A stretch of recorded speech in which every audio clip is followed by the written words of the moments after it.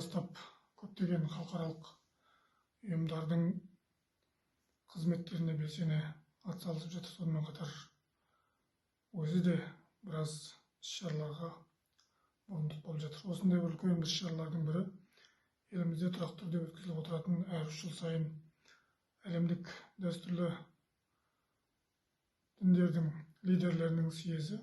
Бұл біз үшін аса маңызды мәнге ие. Жалпы қазіргі адамзат қоғамы өзара татулыққа, өзара ынтымақтастыққа, өзара түсіністікке, тыныштыққа, бейбітшілікке қаншалықты мұқтаж болатын болса, мінекей бұл осы мұқтаждықтың орнын толтыратын, қалыптастыратын үрдіс. Бұл біздің бір столдың басында жиналып өзара пікір алмасу, өзара ықпалдастық, өзара түсіністікке қадам басу болып табылады. Сондықтан да елімізде ұйымдастырылып жатқан бұл съез дәстүрлі және әлемдік және дәстүрлі діндердің лидерлерінің съезі аса маңызды мәнге ие болып табылады.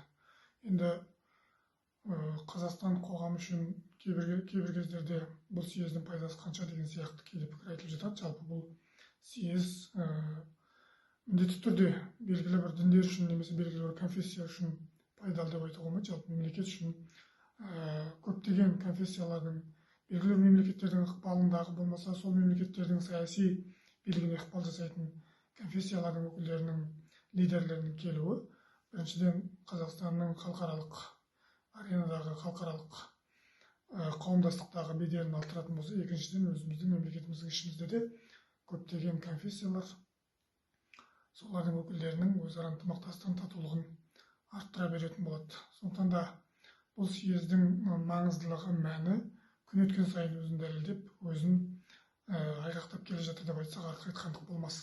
Жалпы енді осы съездің қазір енді қалыптасуы, немесе осы съездегі қабылданған шаралардың жүзеге асуы, немесе осы бағыттағы жұмыстарды жалғастыру үшін елімізде 2023-2033 жылдарға арналған концепция қабылданып, сол концепция шеңберінде көптеген шаралар атқарылып жатыр, немесе атқарылатын болады деп сеніммен айта аламыз. Неге десеңіз, жалпы қазіргі бір ауыл, үлкен ауыл үкіміне өткен жаһандық байланыстар бұл өзара ықпалдастықты, өзара түсіністікті, өзара ынтымақтастықты қажет етеді. Олай болмаған жағдайда қазіргі әлемде болып жатқан көптеген текетірестер, қайшылықтар, соғыстар, қантөгістер адамзаттың өзін қасіретке, қиыншылыққа душар ететін жағдаяттар болып саналады. Сондықтан да біз Қазақстан мемлекеті ретінде бейбітшіліктің, ынтымақтастықтың, бірліктің, татулықтың үлгісі немесе сол татулық жағында екендігімізді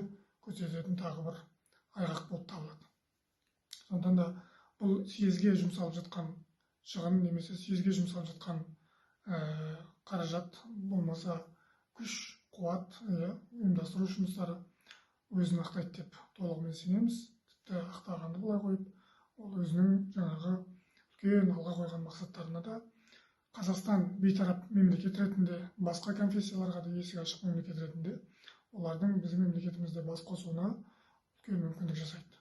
Қазіргі жағдайда конфронтация, яғни текетірес жағдайындағы көптеген конфессиялар, көптеген мемлекеттер, көптеген саяси лидерлер біз күнделікті ақпараттардан көріп жатамыз.